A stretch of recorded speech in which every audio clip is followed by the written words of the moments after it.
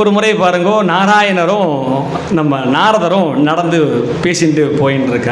பேசிட்டு செல்ஃபோன்லாம் இல்லைன்னா 2 பேரும் என்ன பண்ணிட்டு இருப்பா, இப்படி இப்படி இப்படி பார்த்துருந்துருப்பா. அப்போ செல்ஃபோன் இல்லாத காலகட்டம் இல்லையா. பேசிட்டு போகிறா பாருங்க, ஒருத்தருக்கு ஒருத்தர் பேசிட்டு நடைபாதை நடக்கிறது. அதெல்லாம் அந்த காலம் நமக்கு நல்லா தெரியுது. போகும்பொழுது நாராயணன் என்ன பண்ணுவார், நாராயணன் நாராயணன் சொல்லிட்டு கேள்வி கேட்டுகிட்டே இருப்பார் கூட நின்றுட்டு. இப்போ ஒரு கேள்வி கேட்குறார், மகாபிரபு ஒரு கேள்வி இருக்கிறது, எனக்கு ஒரு சந்தேகம். என்னப்பா சொல்லு. இந்த ஆணவம்னா என்னென்னு புரியுறது, கண்மம்னா என்னென்னு புரியுறது, என்னமோ மாயா மாயான்னு சொல்லிட்டே ஒன்றுமே புரிய மாட்டேங்கிறது, என்ன சமாச்சாரம்? அப்படியா, சரி, உனக்கு புரியணும்னா முன்னாடி அதோ பாருங்க ஒரு குளம் தெரிகிறதா? தெரியுறது சுவாமி. அந்த குளத்தில் போய் 3 தரம் என்ன பண்ண, முழுக்கு போட்டு வா அப்படின்னு அமுச்சு வச்சுட்டேன். இவர் நேராக கிளம்பி, நாராயணர் சொன்னால் முடியாதுன்னு சொல்ல முடியுமா, இருங்க அதோ வரேன் அப்படின்னா சொல்ல முடியாது. நேராக போய் முழுகிறதுக்கு போயிட்டார். முதல் தடவை முழுகிறார். முழுகி எழுந்திருக்கும் போது பார்த்தா அழகிய பெண். அது மாதிரி திரிஷா நயன்தாராலாம் கடன் வாங்கணும், அந்த அளவுக்கு அத்துணை அழகான பெண்ணாக அந்த குளத்துக்குள்ளேருந்து வந்துட்டார். வந்த உடனே பார்த்தா இங்கே ஒரு இளவரசன் குதிரைக்கு மேலே வரான். பார்த்தா அவளும் நோக்கினாள், அண்ணலும் நோக்கினாள், கடைக்கன் பார்வை. இப்போனா என்ன, உன் இன்ஸ்டாகிராம் ஐடி கொடு, நீ யாருன்னு நான் தெரிஞ்சுக்கணும், உன் கூட கொஞ்ச நாள் பழகி பார்க்கணும். இதெல்லாம் நன்னாவா இருக்குது, பேச்சு கேட்பதற்கு நன்னாவா இருக்குது. ஆனால் இது அந்த காலம் பாருங்க, கடைக்கன் பார்வை போதும், இவன் நல்லவனா, இவள் ஒழுக்கமானவளா அப்படின்னு ஒரு நிலையான மனம் இருந்த காரணத்தினாலே கடைக்கன் பார்வையே போதுமானதாக இருந்தது. நமக்கு எது, இப்போ கூட ஒரு படம் பார்த்தேன், LIKன்னு, லவ் இன்சூரன்ஸ் கம்பெனின்னு பார்த்தேன். ஆப் நமக்கு சொல்கிறதா, நம்ம என்ன மனசில் எவ்வளோ அன்பு இருக்குது அப்படின்னு வந்துருவோம் போட்டிருக்கு. அதே மாதிரி அந்த காலம் இல்லையா, அதெல்லாம் எதுவுமே தேவையில்லை. வாட்ஸ்அப் நோட்டிஃபிகேஷன், இந்த கடைக்கன் பார்வை போதும். 2 பேருக்கும் பிடிச்சிடுது, அந்த பெண்ணுக்கும் அந்த இளவரசனுக்கும் ரொம்ப பிடிச்சிடுது. இந்த கண் பார்வையை மாற்றின்ற உடனேவே அழிச்சுன்னு போயிட்டான் அந்த பொண்ணை. இளவரசன் இல்லையா, வா உன்னை திருமணம் பண்ணிக்கிறேன். அவளுக்கு ரொம்ப சந்தோஷம். ஆனால் நான் சரி கல்யாணம் பண்ணிக்கிறேன்னு போயாச்சு. அங்கே தடபடலாக பிரம்மாண்டமாக என்ன நடக்கிறது, ராஜாவுடைய கல்யாணம் இல்லையா, எப்படி இருக்கும், நம்மளே ராஜா மாதிரி கடனை உடனே வாங்கியாவது என்ன பண்ணிடுறோம், தடபடலாக. அதில் என்ன பிரச்சனை இருக்குன்னா, இப்போ ஒரு வைதீக காரியம் அப்படின்னா அதில் கொண்டு ஐதீகத்தையும் லௌகீகத்தையும் கொண்டு கலந்து, வைதீகா உட்காந்துருப்பாள்ல, அவள்கிட்ட போய் 1000 ரூபாய்க்கு பேரம் பேசுறது வைதீக காரியத்தில், அதை விட்டு போடுறது. நம்மளும் ராஜா மாதிரி பண்ணணும், ஆடம்பரத்துக்கு ரொம்ப செலவு பண்ணிவிட்டு அலங்காரம்லாம் பயங்கரமாக பண்ணிவிட்டு அவர்கிட்ட தட்சணை கொடுக்கும்போது, சுவாமி ஒரு 500 ரூபா குறைச்சிக்க 2 மந்திரம் வேணா கம்மியாக சொல்லிக்கோங்களேன். எந்த இடத்துல போய் நம்ம சுஷ்டம் பார்த்துட்டு இருக்கோம், வைதீக காரியத்தில் நம்ம அதெல்லாம் பண்ணலாமா? இப்போ ராஜா வீட்டு இடம், பிரம்மாண்டமாக திருமணம் நடக்கிறது, நல்லபடியாக கல்யாணம் ஆகிடுது, ரொம்ப சந்தோஷம். எல்லாம் முடிஞ்சு 2 பசங்க பிறக்கிறா, நாம் இருவர் நமக்கு இருவர், 2 பசங்க பிறக்கிறா. நல்லபடியாக ஆயக்கலைகள் எல்லாம் கற்றுக்கிறார். என்ன வளர்ந்து வரும்பொழுது திடீர் என்று போர் முழக்கம், பயங்கரமாக டமால் டிமில்னு சத்தம் போடவும் போராடி பார்க்குறா, தோக்கக்கூடிய நிலைமை. இப்போ இளவரசன் என்னவா இருப்பான், திருமணம்லாம் ஆகி ராஜாவாக இருப்பான் இல்லையா. நம்ம என்ன பண்ண, உயிரை காப்பாற்றி கொள்ள வேண்டுமே, வேறு வழி இல்லை. உடனே மூட்டை முடிச்ச கட்டிட்டு 2 பசங்களையும் ஏற்றிட்டு அதே குதிரை மேலே ஏறி யாருக்கும் தெரியாமல் மாளிகைக்கு பின்னாடி ஓடி போயிடுறேன்.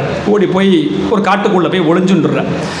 ஒளிஞ்சின்ற உடனே 1 நாள் 2 நாள் கூடார மாதிரி கட்டி அதில் ஒளிஞ்சின்னு இருக்க. நம்ம குளிக்கணுமே, குளிக்காமல் இருக்க முடியுமா? சரி போய் நம்ம போய் வெளில யாரா இருக்காளா, 2 பசங்களையும் வச்சுட்டு அவன் என்ன பண்ணுறான், முதல்ல ராஜா அந்த கூடாரத்தை வெளில நோட்டம் பண்ணுறான், பத்திரமா இருக்கா, வெளில வரலாமா, ஒன்றும் பாதுகாப்பாக இருக்க, ஒன்றும் பிரச்சனை இல்லை அப்படின்னு தெரிஞ்சுட்டு என்ன பண்ணுறான், ராஜா போய் பக்கத்தில் குளிக்க போகிறான். குளிக்க போனால் 1/2 மணி நேரம் ஆச்சு, வரவே இல்லை. 1 மணி நேரம் ஆச்சு, வரவே இல்லை. இப்போ உள்ளே இருக்கக்கூடிய பெண்மணிக்கும் 2 குழந்தைகள் இருக்கிறார்களே, பயமாக இருக்குமா இருக்காதா? இப்போனா டபக்கு மெசேஜ் போட்டலாம், லைவ் லொக்கேஷன் பார்த்துக்கலாம். இப்போ ஒன்றும் பண்ண முடியாது. உடனே அவளை என்ன பண்ணுறா, 2 பசங்களை இங்கேயே இருக்கும்ப்பா, நான் பார்த்துட்டு வரேன் அப்படின்னு சொல்லிட்டு அந்த பெண்மணி கூடாரத்தை விட்டு வெளில தேடி பார்க்குறா. வீட்டுக்காரரை காணோம், வேறு வழி இல்லை, குளத்துக்குள்ளே தான் போக வேண்டிய கட்டாயம்.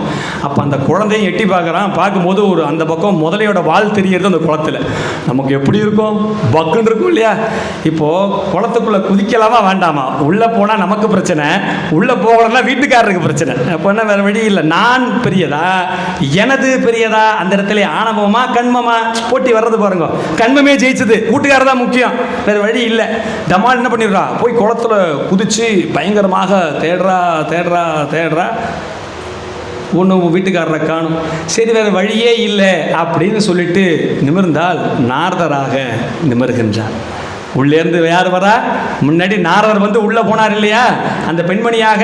இப்பொழுது கணவனை தேடிக்கொண்டு போனால் அங்கே யார் நின்றுருக்கார்? மகாவிஷ்ணு நின்றுருக்கார். பாருங்க, அதான் இறைவன் நம்ம கணவன்மார்களை நல்லபடியாக பார்த்துக்கணும். அப்போ தான் மகாவிஷ்ணுவோட என்ன கிடைக்கும்? நம்ம தரிசனம்லாம் கிடைக்கும். ஆனால் இப்போ இருக்கக்கூடிய கணவன்மார்களும் அப்படி நடந்துக்கணும். அப்போ தான் நல்லா இருக்கும். வெறும்னா மகாவிஷ்ணு சொன்னால் போருமா? அவள் நடந்துட்டு அந்த மதிப்பை பெற வேண்டும். ஆற்றுல நான் ரசம் வைக்கணும், துணி துவச்சி போடணும், எல்லாம் பண்ணணும். அப்போ தான் சரியாக வரும். மனுஸ்மிருதியே சொல்கிறது, திருமணமானவுடன் கணவனாகப்பட்டவன் பொண்டாட்டிக்கு சமைச்சு போடணும்னு சொல்கிறது மனுஸ்மிருதி. அதெல்லாம் நம்ம அதெல்லாம் படிக்க மாட்டோம், அதை தள்ளி வச்சிருவோம். மனுஸ்மிருதி வேண்டாம் சுவாமி, எங்களுக்கு அது வேண்டாம், எங்களுக்கு பாதகமாக இருக்குது, நாங்கள் அதெல்லாம் சொல்ல மாட்டோம். அதுக்கப்புறம் பொம்மநாட்டி என்ன பண்ணுன்னு வர்றது, அதை மட்டும் நாங்கள் பெருமையாக பேசுவோம்.